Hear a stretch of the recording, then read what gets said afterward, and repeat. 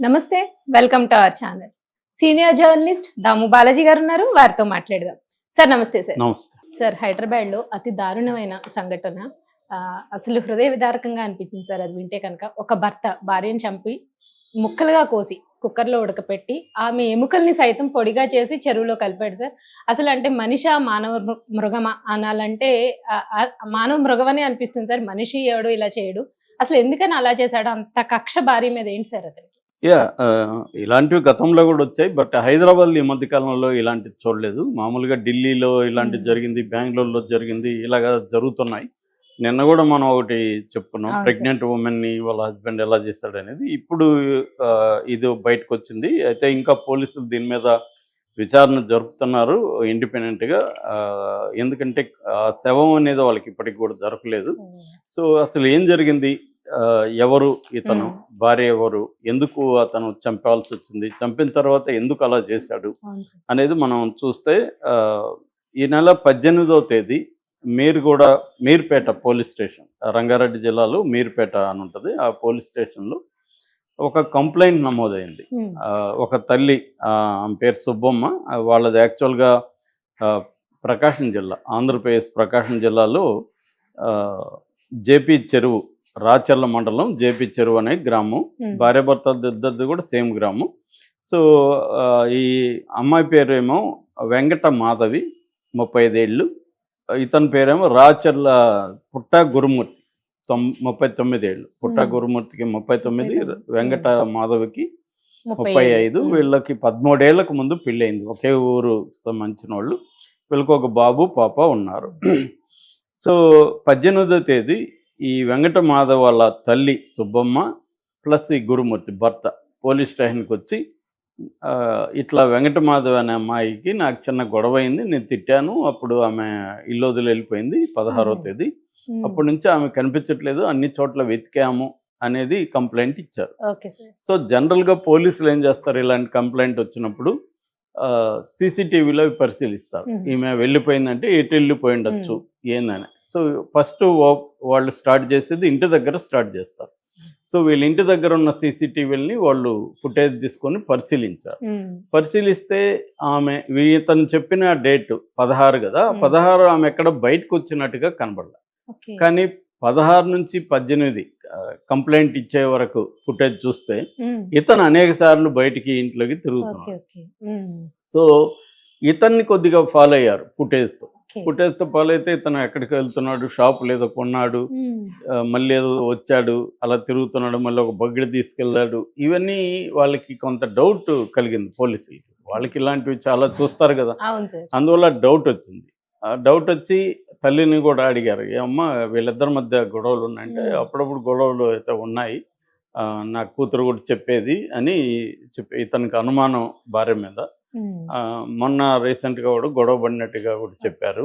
ఎందుకంటే వీళ్ళ పిల్లల్ని సంక్రాంతికి ఊర్లో దించారనమాట, ఇంకా తీసుకురాలేదు, వీళ్ళిద్దరే ఉంటున్నారు. సో ఇవన్నీ పోలీసులకు చెప్పారు. దాంతో పోలీసులకి ఇతని మీద అనుమానం వచ్చి ఇతన్ని రకరకాలుగా ప్రశ్నించడం మొదలుపెట్టారు. ఇతను ఫస్ట్ పొంతలేని సమాధానం చెప్పారు. దాని తర్వాత పోలీసులు మనకు తెలిసిందే కదా, కొడతారు, అలాగా ఇతన్ని కొట్టినట్టుగా ఉన్నారు. దాంతో ఇతను నేనే చంపేశాను అని ఒక స్టోరీ చెప్పాడు.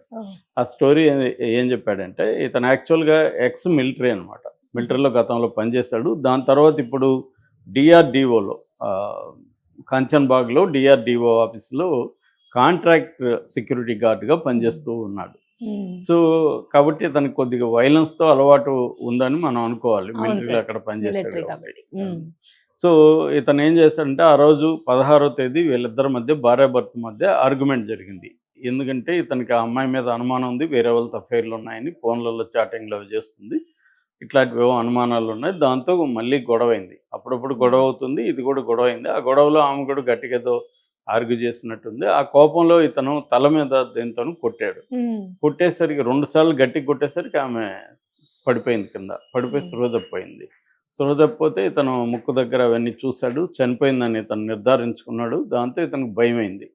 సో భయమై ఇప్పుడు ఈ శవాన్ని ఏం చేయాలి అని ఆలోచించాడు. సో ఆలోచించినప్పుడు అతనికి ఐడియా ఏం తట్టిందంటే, మొక్కలు చేసి ఉడికిద్దామని ప్లాన్ చేశాడు. ఉమ్, కాకపోతే ఏంటంటే ఇది ఈ వెర్షన్లో ఇంకొక ఇది ఉంది. ఇప్పుడు లేటెస్ట్గా ఇంకొక ఇది వచ్చింది. ఏంటి సార్? ఇది యాక్సిడెంట్లుగా జరగలేదని. ఇప్పుడు ఇతను చెప్పిందేమో అనుకోకుండా ఆ రోజు కొట్టాను అవును అనే సార్. కదా. ఉమ్, కానీ ఇప్పుడు ఒక స్టోరీ బయటకు వచ్చింది ఇందాక.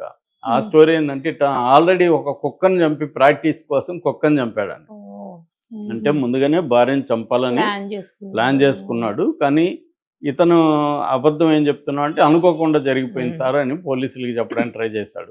కానీ పోలీసులు అతని మాట ఫస్ట్ నమ్మి ఆ వెర్షన్ బయటకు పెట్టారు. కానీ ఇప్పుడు కొత్త వెర్షన్ ఏంటంటే ఇందాక వచ్చిన వెర్షను ఇతను ముందుగానే భార్యను చంపాలని ఒక ప్లాన్ చేసుకుని ప్రాక్టీస్ కోసం కుక్కని చంపాడని. అంటే కుక్కని ఎలా కొడితే అది చనిపోతుంది అనేది ఒక ప్రాక్టీస్ చేసి అక్కడ కుక్కను పట్టుకొని చంపాడని ఊరు బయట. సో అది పోలీసుల దృష్టికి వచ్చింది. సో ఇది ఇంకా భయంకరంగా ఉంది. ఇది ఎప్పుడు నేను ఈ మధ్య కాలంలో ఇలాగా వినలేదు. ఒక మర్డర్ చేయ ముందు ప్రాక్టీస్ రిహార్సల్స్ లాగా ఇంకొక మర్డర్ చేయడం ప్రాక్టీస్ చేసి మరీ చేసి అంటే తను ఎమోషనల్ గా చేయడం వేరు. అదే అనుకున్నారు ఫస్ట్. ఇప్పుడు రేపు కోర్టులో కూడా ఒక ఎమోషనల్ గా మర్డర్ చేస్తే ఒక రకమైన శిక్ష వేస్తారు. ఎందుకంటే చట్టం ఒకటి అయినప్పటికీ జడ్జెస్ ఏంటంటే ఆ కేసు పూర్వపరాలను పరిశీలించి చాలా ప్లాన్డ్ గా కురుకుడుగా అతి కిరాకంగా చంపుంటే ఒక రకమైన శిక్ష వేస్తారు. లేదు అనుకోకుండా ఒక స్పర్ ఆఫ్ ద మూమెంట్లో ఎమోషన్కి గురయ్యి చంపాలని కాకుండా ఇంటెన్షన్ ఉండదు, ఏదో కొట్టినప్పుడు చనిపోయారు, అది కూడా హత్య. కానీ ఇంటెన్షన్ అయితే హత్య చేయాలని ఇంటెన్షన్ లేదు, దానికి వేరే రకమైన శిక్ష ఉంటుంది. అందుకని ఇతను ఆ యాంగిల్లో పోలీసులకు చెప్పినట్టుగా అర్థమవుతుంది. కానీ పోలీసులు ఏంటంటే ఇతని స్టోరీని నమ్మకుండా ఇండిపెండెంట్గా కూడా ఎంక్వైరీ చేశారు. ఆ ఎంక్వైరీలో కొత్తగా తెలిసిందేమంటే ఇతను ఆమెను చంపడం కోసం ముందే ప్లాన్ చేసుకున్నాడు. అందుకోసం ప్రాక్టీస్ కోసం ఒక కుక్కని ఎక్కడ పట్టుకొని ఆ కుక్కని కొట్టి చంపి దాన్ని ప్రాక్టీస్లో అర్థం చేసుకున్నాడు ఎలా చంపాలి అని. అలాగా భార్యను కూడా ఇతను చంపాడని తెలుస్తుంది. చంపిన తర్వాత ఒక మటన్ కత్తి కొన్నాడు ఇతను. మటన్ కట్ చేసి కత్తి ఉంటుంది కదా, అది స్ట్రాంగ్గా ఉంటుంది, షార్ప్గా ఉంటుంది. దాన్ని కొని భార్య శవాన్ని ముక్కలుగా కట్ చేశాడు. అందులో ఎముకల్ని పక్కన పెట్టాడు, మాంసాన్ని ఉడకబెట్టాడు. ఈ మాంసాన్ని ముక్కలు పెట్టి బయటికి తీసుకొచ్చి ఆ తర్వాత మాంసాన్ని కూడా ఎండబెట్టాడని కూడా చెప్తున్నారు. ఈ బోన్స్ని మాత్రం సపరేట్గా కాల్చి బోన్స్ని పొడిగొట్టి అంటే ఇతని ఉద్దేశం ఏమంటే ఎటువంటి ఆనవాళ్ళు దొరకకూడదు. ఆనవాళ్ళు దొరకకపోతే శిక్ష పడడం కష్టం. ఇతను చంపాడు. చంపిన తర్వాత అంటే ఒక ఆర్గనైజ్డ్గా ప్లాన్డ్గా చేసినట్టుగా అర్థమవుతుంది. అంటే ఇప్పుడు మామూలుగా చాలా మంది ఈ మధ్య కాలంలో, ఆ మధ్య కూడా ఒక ట్రయాంగిల్ లవ్ స్టోరీలో ఒక అబ్బాయి 20 ఏళ్ళ అబ్బాయి కూడా ఇంటర్నెట్లో వెతికి ఎలా చంపాలి ఏంటి అనేది, అట్లాగే శవాన్ని ఎలా డిస్పోజ్ చేయాలో కూడా ఇంటర్నెట్లో యూట్యూబ్లో వీడియోస్, ఇంటర్నెట్లో ఇప్పుడు ఏంటంటే అన్నీ మనకు దొరుకుతుంది ఇంటర్నెట్లో. సో అలాగా ప్లాన్ చేసుకొని చేస్తున్నారు ఈ మధ్య కొంతమంది.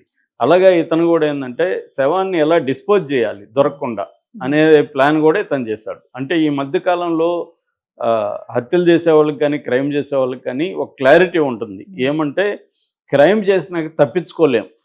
ఇవాళ ఉన్న టెక్నాలజీలో పోలీసులు పట్టుకున్నాక రేపు మనకి ఎక్కువ శిక్ష పడకూడదంటే ఏం చేయాలి అని ఎక్కువ మంది ఆలోచిస్తున్నారు. దానికి సంబంధించి డబ్బులు కూడా కొంతమంది రెడీ చేసుకుంటున్నారు. ఎందుకంటే వాళ్ళకి అర్థమైంది డబ్బులు ఉంటే పోలీసులకే లేకపోతే కొంత డబ్బులు ఇస్తే కేసును వీక్గా పెడతారు. ఒకటి. రెండోది జైల్లో ఒక 1 month 2 months ఉండాల్సి వస్తే జైల్లో డబ్బులు ఖర్చు పెడితే జైల్లో కొద్దిగా మంచి సౌకర్యాలు ఇస్తారు. ఇవన్నీ కూడా ప్లాన్ చేస్తున్నారు. అంటే ఇంతకుముందు పోలీసుల ఇన్వెస్టిగేటివ్ మెథడ్స్ జనాలకు తెలిసేది కాదు. ఇవాళ అనేక సిరీస్, వెబ్ సిరీస్ రకరకాలు వచ్చేసాయి, డాక్యుమెంటరీస్ అన్నీ చూడొచ్చు మనం. సో ఇన్వెస్టిగేటివ్ మెథడ్స్ ఎలా ఉంటుంది పోలీసులది, దాన్ని మనం ఎలా ఫేస్ చేయాలి అన్నీ కూడా ప్లాన్ చేసుకుంటున్నారు ఇవాళ. సో ఆ రకంగా ఇతను కూడా మాజీ మిలిటరీ కాబట్టి ఇతను కొంత ఐడియా ఉంది క్రైమ్ వీటికి సంబంధించి. ఇతను ఆర్గనైజ్డ్గా చేసినట్టుగా అర్థమవుతుంది. సో ఫస్ట్ ఏంటంటే బాడీ అనేది దొరకకపోతే చాలాసార్లు ఎలా చేశారు ఏంటి ఆనవాళ్ళు ఉండవు. సో అతను ఏం చేశారు